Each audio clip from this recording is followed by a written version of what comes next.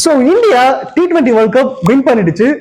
நம்ம கேப்டன் ரோஹித் சர்மா T20ல இருந்து ரிட்டையர் ஆகிட்டாரு. கோலி T20ல இருந்து ரிட்டையர் ஆகிட்டாரு. அண்ட் ஜடேஜாவும் ரிட்டையர் ஆயிருக்காரு. ஸோ இந்தியாவோட கோச் மிஸ்டர் ராகுல் டிராவிட்டும் கோச் பதவியில இருந்து ரிட்டையர் ஆகியிருக்காரு. ஸோ இந்தியாவோட புது கோச்சா மிஸ்டர் கௌதம் கம்பீர் நியமிக்கப்பட்டிருக்காரு.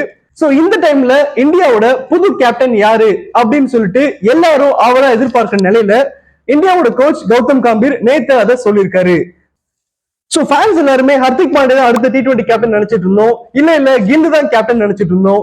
ஆனா கோச் கௌதம் கம்பீர் என்ன சொல்லிருக்காருன்னா T20க்கு சூரியகுமார் யாதவ் தான் இனி கேப்டனா இருப்பாருன்னு சொல்லியிருக்காரு.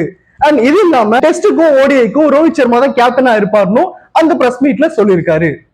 சோ பிப்ரவரி நடக்கிற சாம்பியன்ஸ் டிராஃபி 2025 கண்டிப்பா இந்தியா வின் பண்ணணும்னு சொல்லிட்டு எல்லாரும் ரொம்ப ஆவலா எதிர்பார்த்துட்டு இருக்காங்க. அண்ட் நீங்க இந்தியன் டீமோட ஃபேனா இருந்தீங்கன்னா கமெண்ட் பாக்ஸ்ல கமெண்ட் பண்ணுங்க. அண்ட் மேலும் கிரிக்கெட் நியூஸ் பத்தி தெரிஞ்சுக்கிறதுக்கு நம்ம சேனலை சப்ஸ்கிரைப் பண்ணுங்க. இது வாய்ஸ் ஆஃப் ராக்கி.